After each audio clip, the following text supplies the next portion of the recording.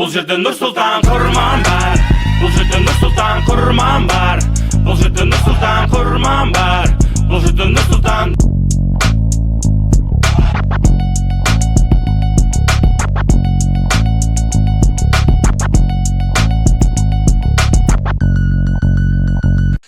Ассалаумағалейкум, құрметті футбол сүйер қауым. Армысыздар. Спорт плюс телеарнасы және Нұрсұлтан Құрман YouTube арнасында кезекті подкаст. Бұл подкасттың жөні бөлек, өйткені өздеріңіз көргендей бірнеше күн бойы біздің ұлттық құрама қос бірдей жолдастық кездесуді өткізген болатын. Сондай-ақ 15 маусым Шымкент қаласында Супербол 3 жобасының супер финалы, гранд финал өтетін болады. Сол жайында әңгіме өрбітеміз, және айтар дүние өте көп. Сондықтан бүгін біздің спикерлеріміз Давид Лория және Айдын Қожахмет. Қош келдіңіздер. Қош көрдік. Бірінші кезекте ұлттық құрама жайлы бастайық. Енді Черчесовтан бастайықшы. Черчесов 2 ойында болған жоқ. Бірақ кеше Мажарстанда, Венгрияда ол ойын тамашалаған. Ары қарай командамен емес, керісінше Германияға, Евроға кетем, сол жақта қарсыластарды көрем деген сияқты мәселелер болды. Алдымен Черчесов жайлы, тағайындау жайлы ойларыңыз. Давид. Если спросите меня, Да. Во-первых, добрый день всем.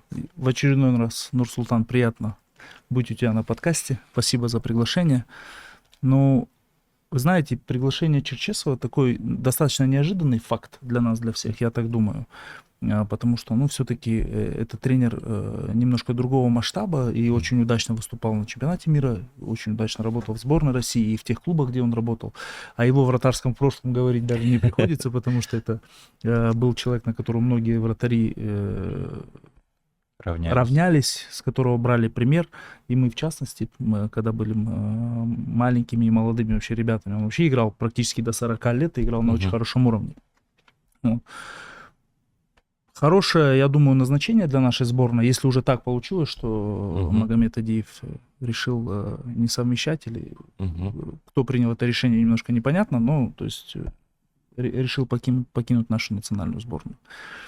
Посмотрим, что будет сейчас. Да, он 2 игры эти не руководил командой, только вчера, как написано, зашел с ребятами, переговорил в раздевалке, поедет на Евро, будет, я думаю, смотреть ближайших наших соперников. Я думаю, будет интересный штаб сформирован, тренерский.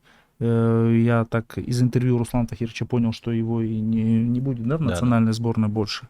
Хотя, честно сказать, если так будет, то очень жаль, потому что на самом деле даже вот эти 2 игры, несмотря на 2 поражения национальной сборной, которые были, мы увидели определенный почерк Балтиева как тренера. И почерк достаточно привлекательный, скажем так. Жақсы. Черчесов жайлы пікіріңіз, Айдын? Бұрын мен мысалы осындай жағдайлар болған кезде, осындай оқиғалар болған кезде бәріне журналист ретінде немесе жанкүйер ретінде көз қарасым болатын, иә. Қазір әрине мен кішкене басқаша қарайтын болдым, менеджер ретінде, сондықтан мен былай айтайын, менеджерлік шешім өте мықты. Өте мықты шешім. Мәселе, мен Черчесовты бір Карло Анчелоттиға теңеп тұрған жоқпын, бірақ менің ойымша, енді былай ол кісінің биографиясын қарайтын болсақ, өте білікті маман ғой. Әлем чемпионатының четвертьфиналынан шыққан, 1/4 неге бөлінген. Тәжірибесі өте үлкен, Польшада чемпион болған, Венгрияда чемпион болған. Енді мықты бапкер деп айтуға болады, иә. Ал Магомед Мұсаұлынан кейін біздің федерацияның басшылығы келесі қадам жасады деген көрініп тұр да. Бұл деген, былайша айтқанда, планка задрана дейді ғой, сондай планканы жоғарылатып жатыр. Ол да бір месседж ғой былай қарағанда. Жақсы, Адеке, мынаны айтыңызшы. Мысалы, бүгін Азербайжанның жаңа бапкері тағайындалды, Сантуш. Португалияның бапкері. Кеше Арменияның бапкерін көрдік, оның Александр ғой, украиналық бапкер, иә. Енді көптеген біздің көрші елдер сондай бір шетелдік, алыс шетелден бапкерлер алып жатыр. Біздің де жанкүйерлердің пікірі сол да, неге біз Ресейден алып жатырмыз, неге ар жақтан алмаймыз деген сияқты. Осындай пікірге қандай жауап бересіз? Менің ойымша бұл жерде ең бастысы тіл жағы, иә. Барьер болмау керек. Ойыншыларға бапкер өз ойын жеткізе алу керек. Ойыншылар оны өте жақсы түсіну керек. Мүмкін сол жағынан шығар. Мен енді дәл солай деп 100% кепілдік бере алмаймын, бірақ менің ойымша сондай шығар мотивациясы. Жақсы, енді кешегі екі ойын Балтиев баптады. Бірінші ойын Арменияға қарсы Қазақстан өте жақсы ойнады. Иә. Жай мүмкіндіктер болды, бірақ сәтсіздік орын алды. Көптеген қақпа бағанасына тиді, ойыншыға тиіп бір Астанов сала алмай қалды, бір рикошет болып кетті. Ол ойынды қояйық. Балтиев ол кезде жақсы алып шықты команда. Балалардың да көзінде от жанып тұрды. Өте керемет ойнады. Физикалық тұрғыдан да, ойынды ұстаудан да, бағындырудан, бірақ енді оң қапталда кішкене Әлібек Қасымның жіберіп алғандары болмаса, енді түсінікті. Ол менің ойымша ол сол жердегі газонның және оны суғарудағы мәселелер доп тез жүрді. Біздікілер Қазақстан ішкі чемпионаты болған үйренбеген сияқты әлі. Кешегі Азербайжанға ойын. Нурсултан, знаешь, с чем немножко не согласен? Как раз таки Алибек Касым, когда в Актюбе играет, там тоже поливается поле, и оно тоже очень быстрое, так же, как было и против Армении, на самом деле. Это такие нюансы, но здесь, скорее всего, просто была... Мы вместе смотрели матч, была передача такая быстрая, опасная, просто он вокруг собственной оси развернулся, поэтому это, наверное, скорее всего, так получилось, да, то есть ему было неудобно, и он уже... Ну, то есть случилось то, что случилось. Но я не согласен, что мы с Азербайджаном играли намного хуже, например, чем с Арменией, потому что и... Первый тайм. Первый тайм у нас было очень много моментов. То есть очень в атаку мы шли быстро, то есть переходили от обороны к атаке. То есть забили 2 мяча. Я еще раз повторюсь, мне очень на самом деле понравилось, как наша сборная играла. Это был открытый футбол. То есть понятно, что здесь результат в товарищеских матчах, он не стоит все-таки на первом месте. Ну, рейтинг әсер етеді. Я понимаю, но мы на самом деле мы играли смело. То есть и это очень важно. Да, мы играли, то есть это в принципе и Армения, и Азербайджан это соперники нашего уровня. Это было так всегда, и это и сейчас и продолжается, то есть в том же направлении идти. Но был открытый футбол, было много моментов. И с Арменией, да, с Арменией даже, можно сказать, была вообще какая-то неудача, невезение, да, столько моментов мы не забили. Но и с Азербайджаном ребята выглядели достаточно уверенно. Жақсы, осы матч бойынша енді Арменияға байланысты біздің жігіттер өте керемет ойнайды. Арменияда қазір Еуропада осал команда емес.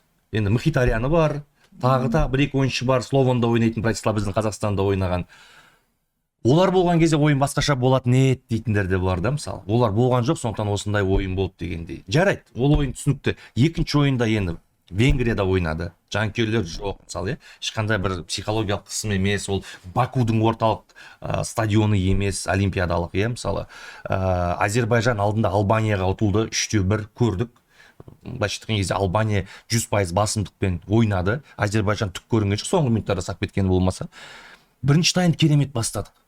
Екінші таймда не болды? Бұл Балтиевтің кінәсі ма, заменаларды дұрыс жасамаған, әлде қуат қалай не істеді? Ойынға кірамады. Устименко не ол мысалы, ана гол штрафнойдан? Мүмкін, менің ойымша мына матч менеджмент жағынан мүмкін Балтиевтің тәжірибесі жетпеген шығар бұл ойында. Мүмкін енді алғашқы ойындар ғой, енді ИО болса да, енді бас бапкер ғой. Алғашқы тәжірибесі матч менеджмент жағынан мүмкін кейбір қателіктер болған шығар. Қосалқы құрамнан ойыншылар мүмкін басқа ойыншылар шығару керек болды ма, немесе ертерек, немесе кешірек, біз о жағын енді білмейміз. Бірақ бұл ойын сценарий сюжеті жағынан өте біздің Қазақстан Даниямен ойнаған ойынға өте қатты ұқсады. Өйткені ол жерде де бір проблема болды. Мысалы Данияда, Дания 2 гол салғаннан кейін біз ойынды ұттық деп ойлады. Менің ойымша мүмкін біздің жігіттер де солай кішкене босап қалған сияқты ма, болды 2 гол салып қойдық ойын қалтамызда дегендей бір ой болды ма деп ойлап отырмын. Давид, вратарь жайында, Заруцкий бірінші тайында жақсы тұрды ғой. Оны ауыстырыпса түсінемін. Жолдасты кездесу, екеуіне де практика беру керек.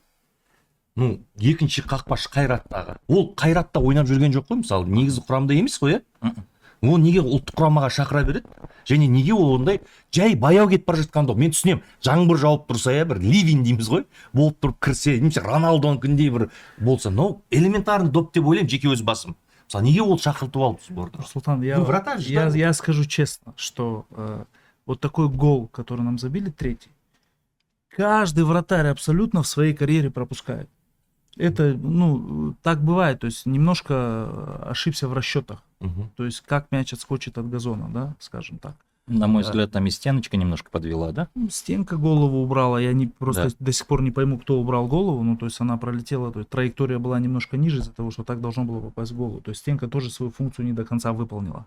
Но мы говорим про Заруцкого, допустим, первый тайм достаточно прилично отыграл. Да. Устименко тоже получил свой шанс. Мы знаем уровень Шацкого все, правильно? Мы Да. знаем, на каком уровне парень играет последние годы. Нам нужно посмотреть, кто есть под ним. Мгм. То есть ребята в товарищеских играх получили свой шанс. Во-первых, дебютировали за сборную, с чем я их от души поздравляю, потому что на самом деле это очень такое важное событие в жизни каждого спортсмена.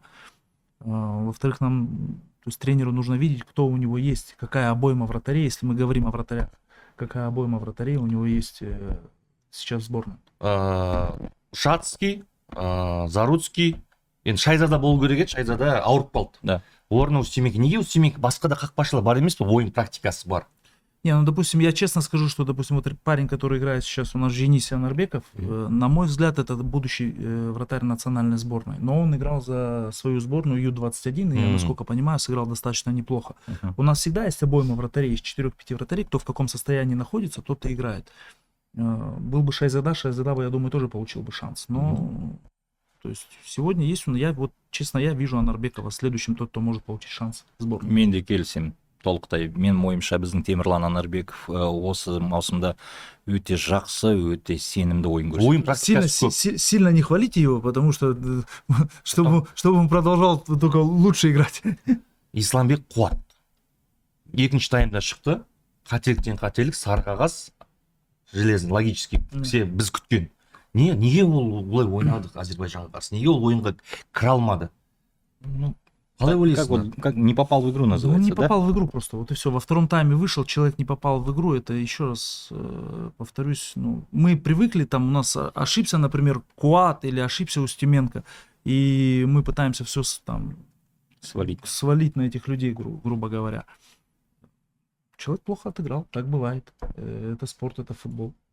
Бұл жерден Мы же помним те игры, где он нам всегда помогал, Да. и помогает, и я думаю, еще поможет. Ну, не попал в игру, так бывает. Бұл жерде мен бір қуантқаным әйтеуір Исламханның ойынға кіріп, жақсы ойнауы, Арменияға қарсы пенальтиден гол соқты, Әзербайжанға қарсы ойын картинасын бұзған жоқ, әдемі пастар беріп отырды. Асқат жақсы ойнап жатыр. Мен бірақ ерекше атап өтетін бұл Максим Самородов. Иә. Бір бас жоғары басқа ойыншыларға қарағанда, енді Вараговский бар жақсы ойнап, бірақ Самородов бөлек. Менің ойымша Самородов жайлы не айтасыздар, және ол осы жазда кететін сияқты. Қалай ойлайсыз? Әлде Ақтөбеде қала ма? Менің ойымша, иә, кету әлде мүмкіндігі жоғары деп айтайын. Ресейге ма? Мүмкін Ресей, мүмкін Европа, о жағын енді біз білмейміз ғой. Иә, Самородов өзін өте жақсы көрсетті. Негізі осы маусымда өте жақсы ойнап отыр. Оның неғұрлым прогрессі көбейеді, соғұрлым біз қуанамыз. Бірақ жалғыз Самородовты атап өткен менің ойымша дұрыс емес шығар. Менің ойымша мына Әділет Садыбеков те өте жақсы ойын көрсетті. Менің ойымша жас ойыншы үшін өте, мысалы, кешегі ойында Әділетті ауыстырып жіберді ғой, содан кейін біз 2 гол жібердік екінші таймда. Мына бұрын Италия футболында тактический бір термин болған, волнорез деген. Менің ойымша осы Садыбеков нағыз волнорез болып ойнап жатыр. Өте жақсы көптеген қарсыластардың шабуылдарын тоқтатып. Маған өте қатты ұнады. Самородовтың мүмкіндігін біз білеміз, дұрыс па? Соңғы 2-3 жылда ол жігіт өзін жақсы көрсетіп отыр. Маусымнан маусымға прогрессі көрініп тұр оның мүмкіндігін білеміз. Сондықтан Самородовтың жақсы ойын көрсеткені біз үшін сюрприз емес. Және Нұралы Әліптің Зенитта дубль жасады 2000-да. Эмоционал сен шаршап қалатын шығарсың маусым, бірақ маусым аяқталса да Ресейде ол ұлттық құрамаға келіп сол қапталда өте жақсы ойнап шықты. Мен соны қуанамын. Мысалы Нұралы Әліптің сезон бітті ғой Россияда. Сен шаршап қалу керексің, ол Бақтияр Зайнутдинов демалыс сұрай салды, келген жоқ. Нұралы Әліпке де демалыс алуға болатын еді негізі, бірақ келді, ойнады, өзін көрсетті. Бақтиярдың жарақаты бар ғой. Сол үшін деп ойлайсың ба? Иә, әрине. Бұлай Бақтияр негізі өте нағыз бұлай батыр жігіт қой. Оның жүрегі батырдың жүрегі. Сондықтан ол бас тарту деген ода жоқ. Жақсы, осы жерде Давид айтыңызшы, Бақтиярды Зенитке келеді деп жатыр. Бақтияр Зенитке келсе, ол жақта Нұралы Әліп бар, сосын анау өзінің ЦСКАдағы досы бар. Бірге ауысып Фернандеш бар. Барлық ЦСКАдан кеткендердің барлығы Зенитке барады да. Қаншалықты сіздер қалайсыздар оның Зенитке ауысқан, немесе ары қарай кеткені дұрыс па Европаға?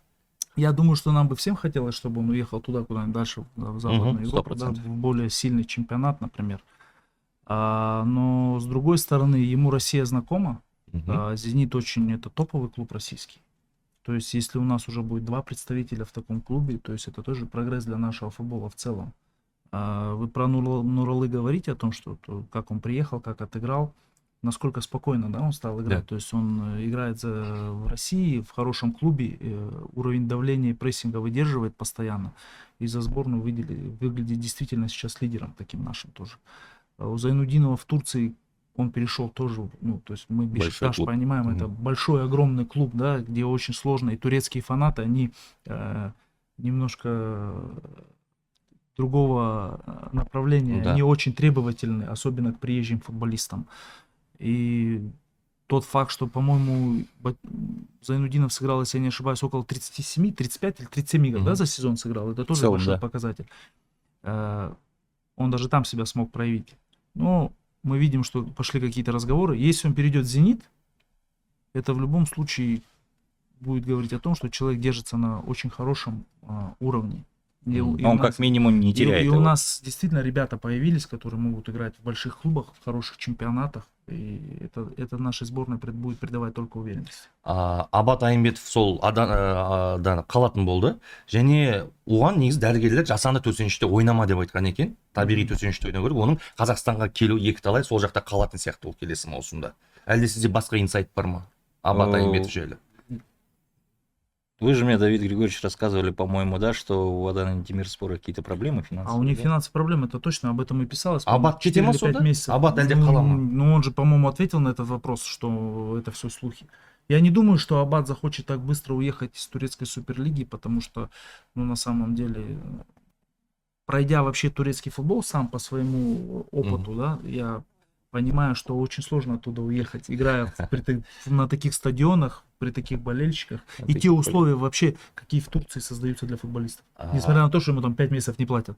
Давид, айтыңыздаршы, енді келесі маусымнан бастап түрік чемпионатында қазақстандық жалпы ойыншылар легионер болып есептеледі. Олар лимит дегенге қарамайды. Енді бұрын олар легионер емес болатын. Биыл алып тастады. Неліктен алып тастады деп ойлайсыздар?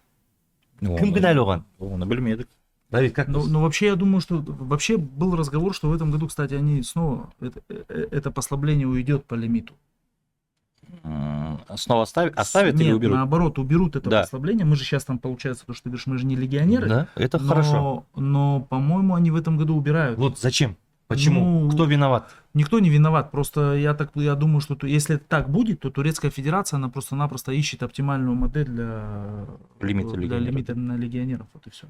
Они не первый раз меняют. Я помню, когда мы играли в Турции, в высшей лиге, в премьер-лиге у них лимит был сначала 9 иностранцев, а когда мы с первой лиги вышли в Суперлигу, да, в премьер-лигу Турции, то мы там уже стали иностранцами, и тот год сделали, что только 6 человек могут попадать в заявку на матч. То есть 9 ты можешь иметь, а 6 у тебя попадают в заявку на матч. То есть 3, которые не попали, они вообще сидели на трибуне. То есть они постоянно варьируют, ищут идеальную модель для себя. Потом они вообще один год убрали лимит на легионеров, потом его вернули. Енді мына сұраққа жауап беріңіздерші. Мысалы, ұлттық құраманың 2 ойынын көрдік. Ертең Черчесов келеді. Бізде ұлттар лигасы бар қыркүйекте. Дәл осы құрам ойнай ма, әлде құрамды жасарта ма, жаңа ойыншылар келе ме? Өйткені ұлттар лигасында бізге енді бірінші орынға таласу, білмеймін енді ол қаншалықты маңызды. Тәжірибе бола ма ол жерде? Әлде Черчесовтың амбициясы бар, ол келе салып бәріне жеңілгісі келмейді мысалы.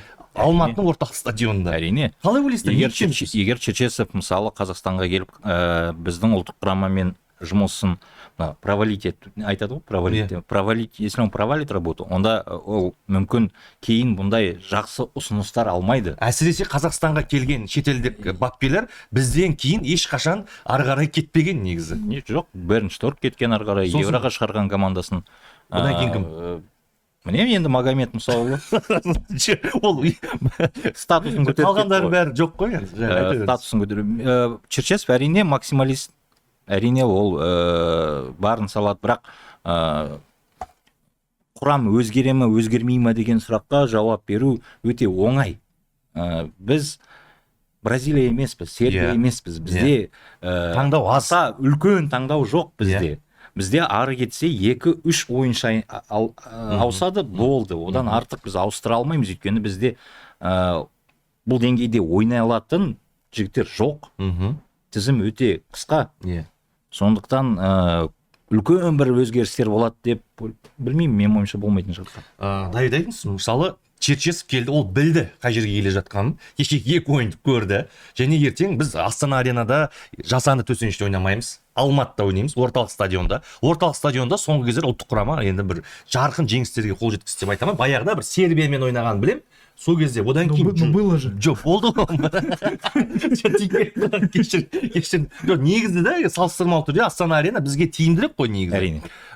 Черчесов мысалы көрді, қандай материал бар екенін кеше 2 ойыннан, және орталық стадионда Алматыда ойнайды. Және біздің қарсыластарымыз мысалы Молдова, Азербайжан не емес қой, мысалы Сан-Марино емес қой. Біздің қарсыластарымыз Норвегия мысалы, Одегарлар келеді да ертең мысалы, Холландтар келеді. Ол ертең не істейді? Жеңіле бастаса, қандай, немесе оның амбициясымен келді, ол қалай келіссөз жүргізді деп ойлайсыздар? Не үшін келісті ол? Осындай қиын қыстау қилы заманда. Ол енді өзінен ғана сұрау керек қой, Нұрсұлтан. Бірақ мен ойымша әрине Черчесов тек біздің ұсыныстан басқа да ұсыныстар болған шығар.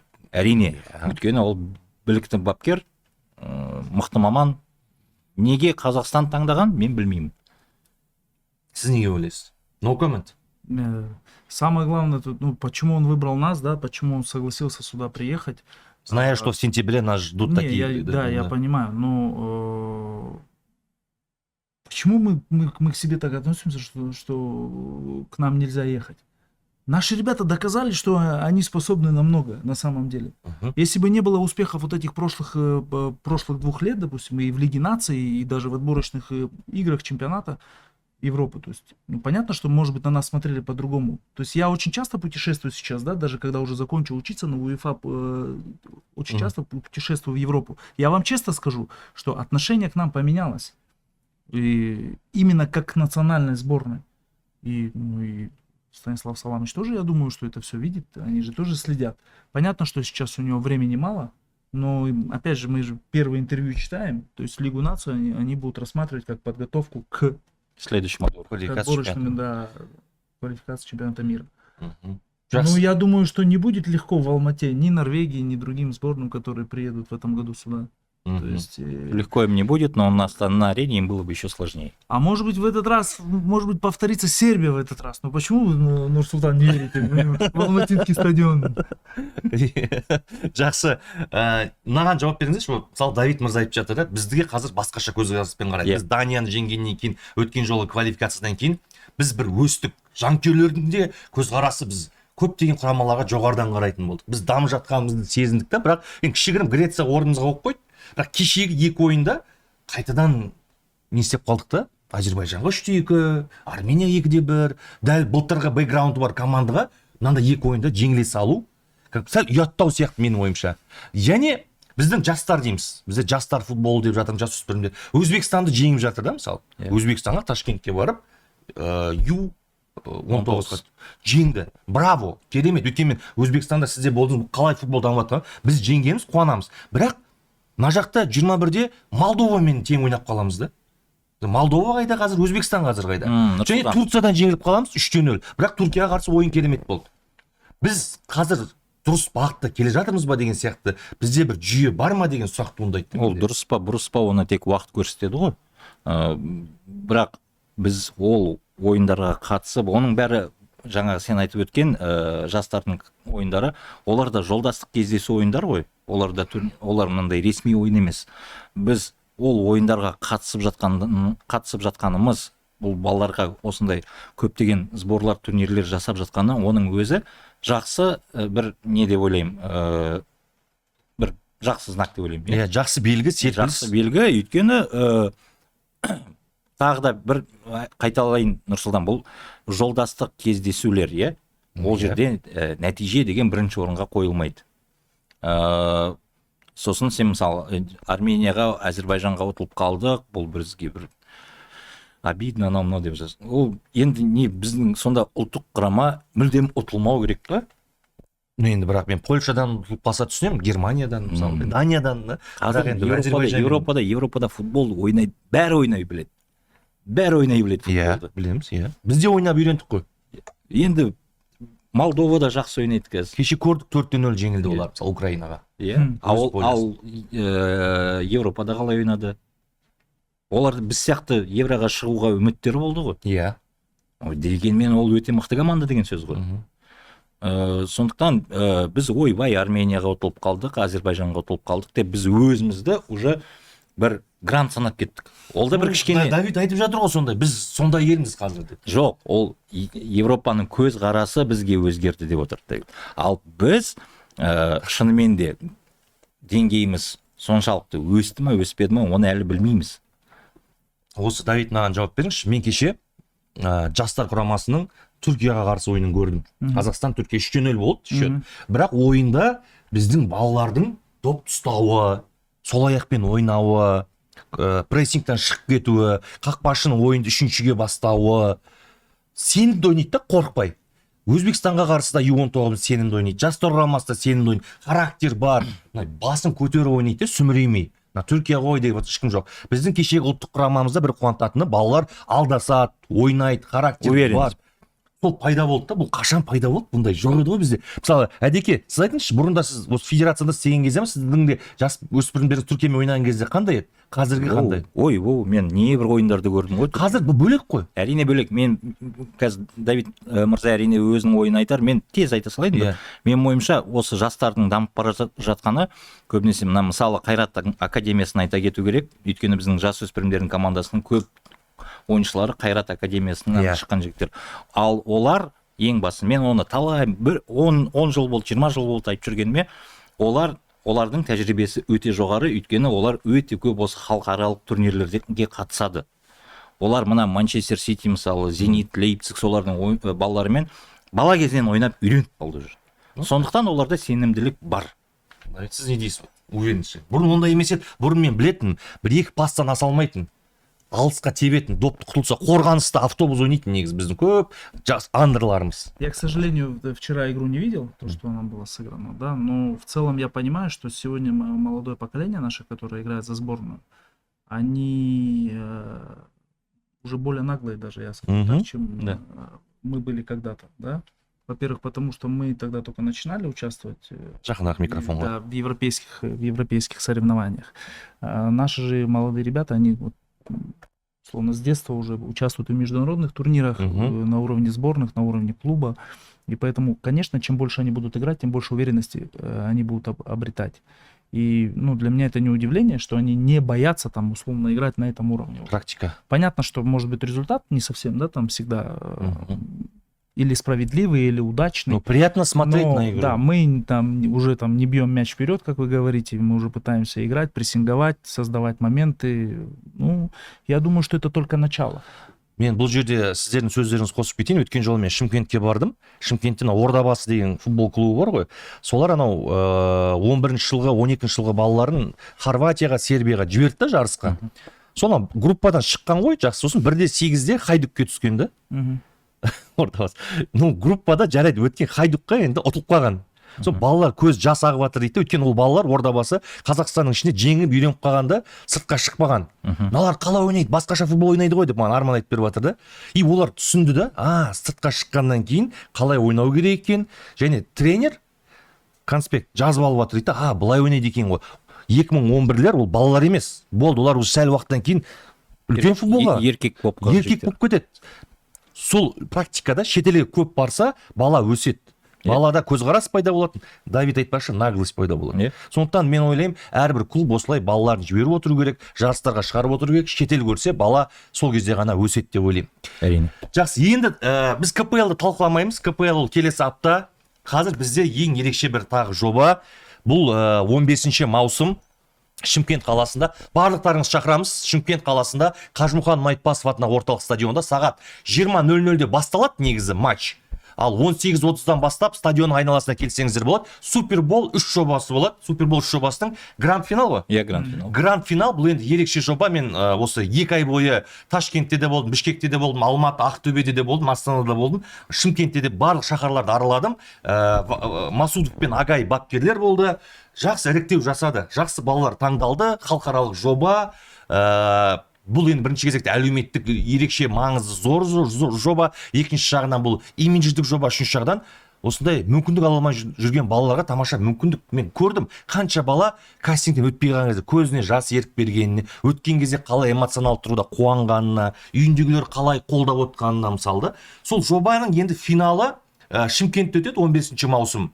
Сағат 18:30-дан келіңіздер, сол жерде матч-дей орын алады. Ал 20:00-де кәдімгі финалды ойын болады. Ол жерде ойыннан бөлек Қаракесек, Әділ, Тұрар, Калифорния деген әншілер ән шырқайды. Енді стадион толады. Кіру тегін.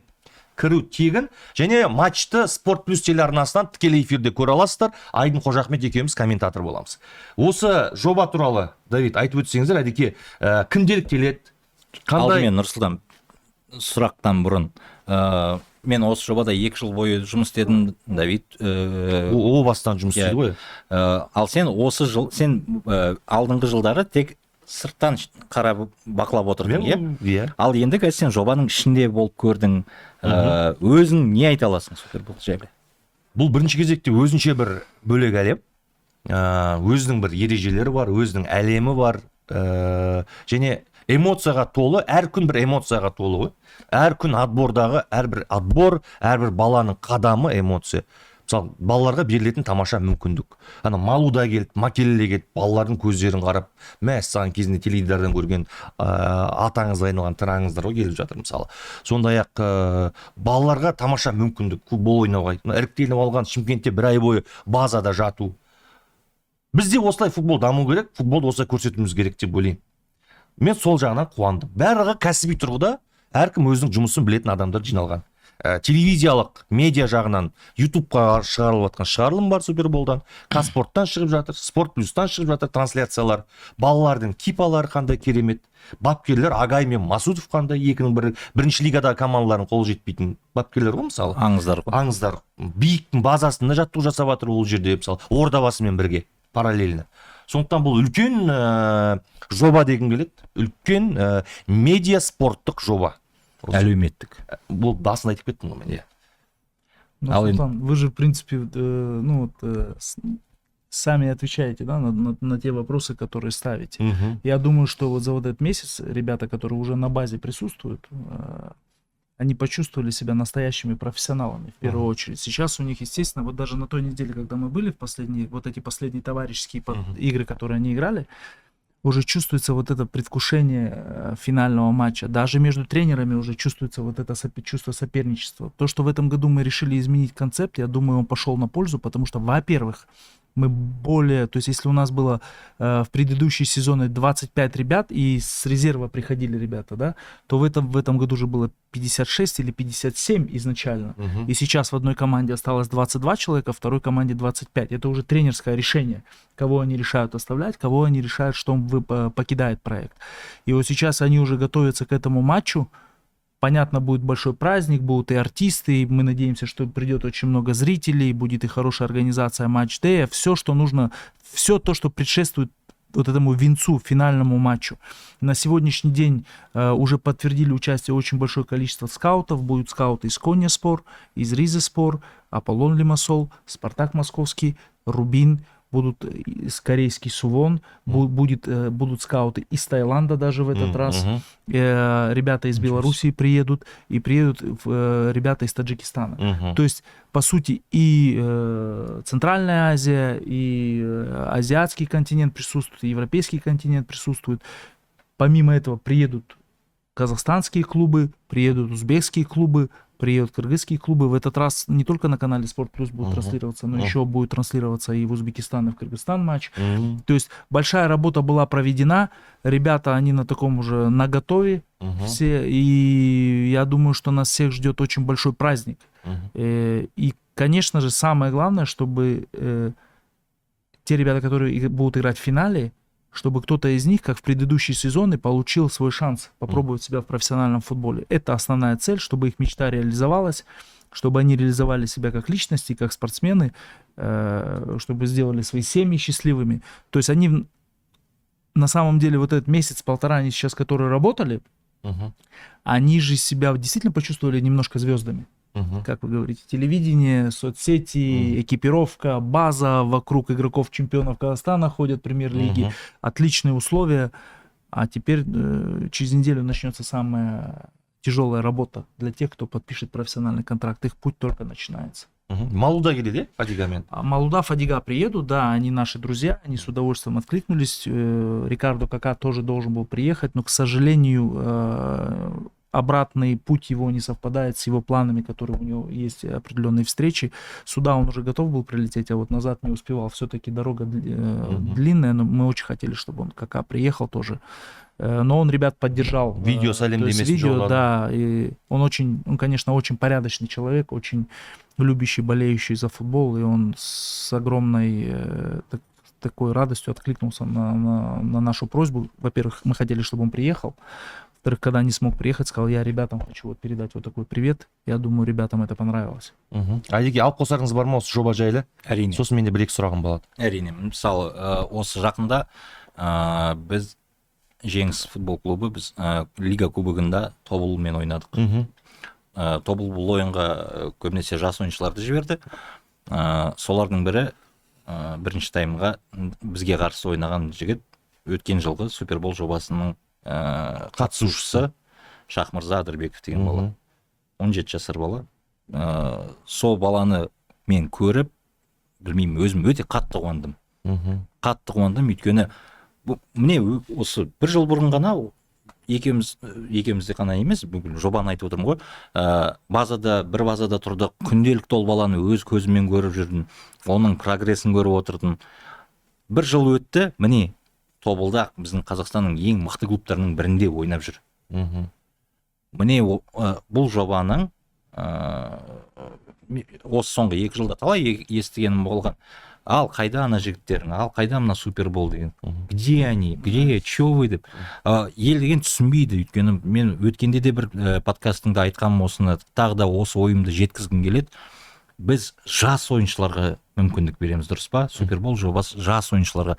Ол жас ойыншылар сразу ойнап кетпейді, ол сразу составқа кіріп кетпейді. Оларға уақыт керек, ақырындап, степ бай степ. Міне Шахмырза Адырбеков соның дәлелі.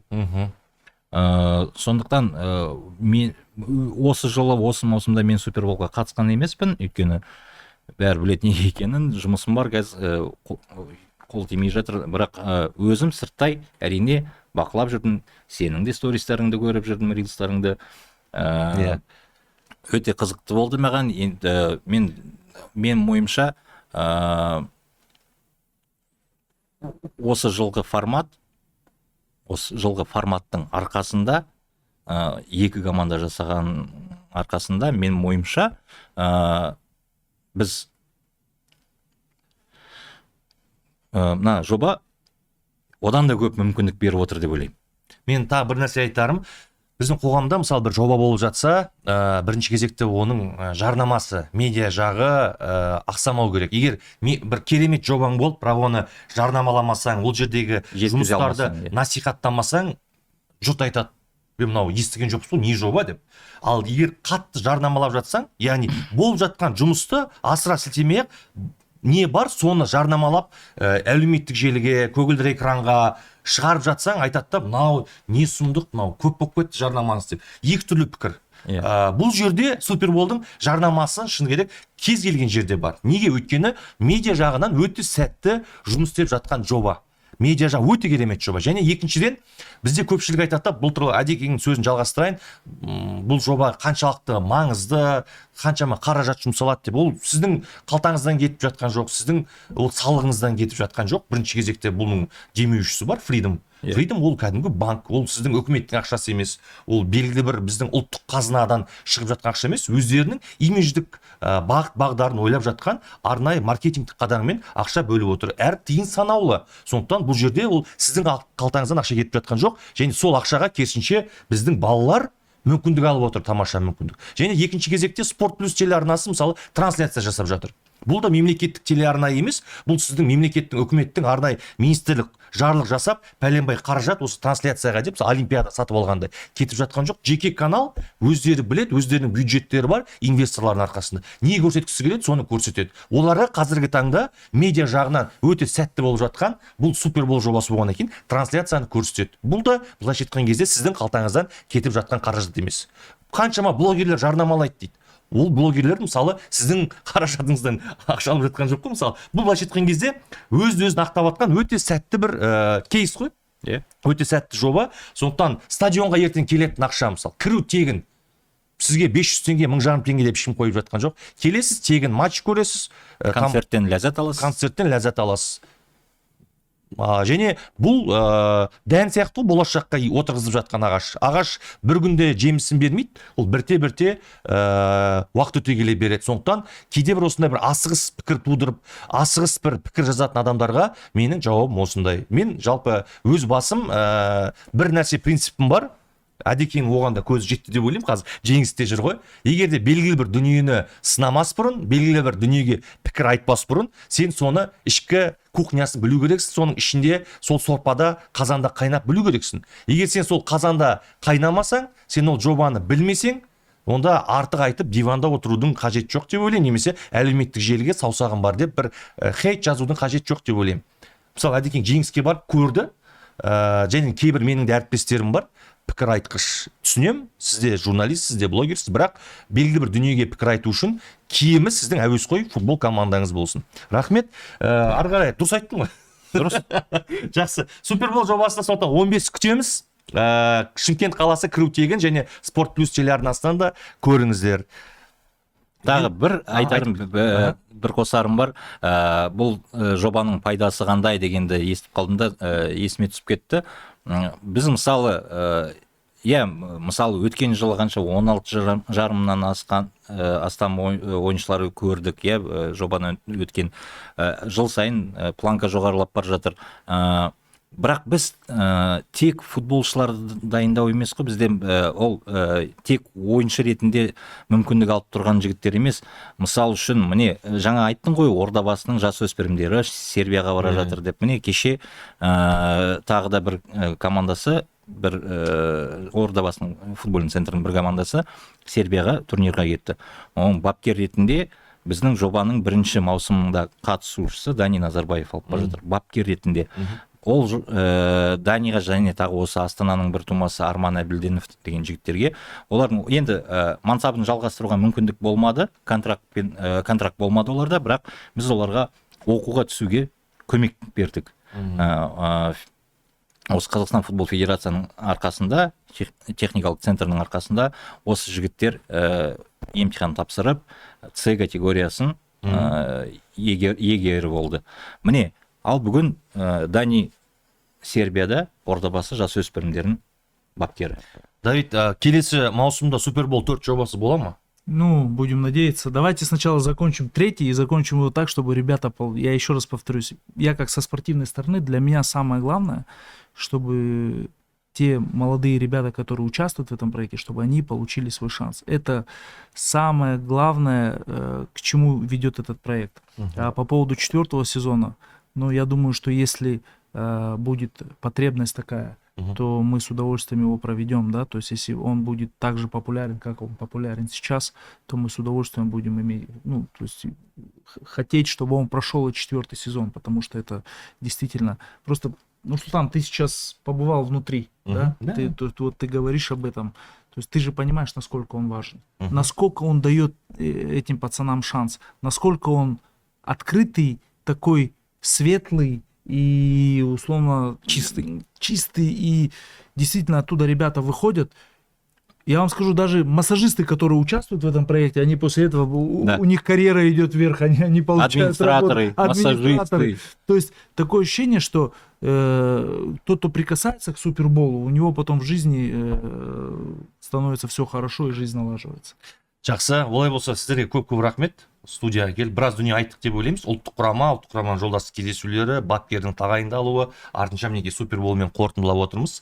15-іне күтеміз барлықтарыңызды, және бізде келесі подкасттарымыз енді Қазақстан Премьер-лигасы осы аптада 15-16 тамаша матчтар күтіп отыр. Әсіресе Алматыда Қазақ ұлттық университетінің Хан Тәңір стадионында Астана Ордабасы ойнайды деген сияқты. Өте керемет. Талдықорғанда Жетісу жеңіс. ЖЖ деген сияқты. Сондықтан сол матчтарда қауышқанша баршаларыңызды күтеміз.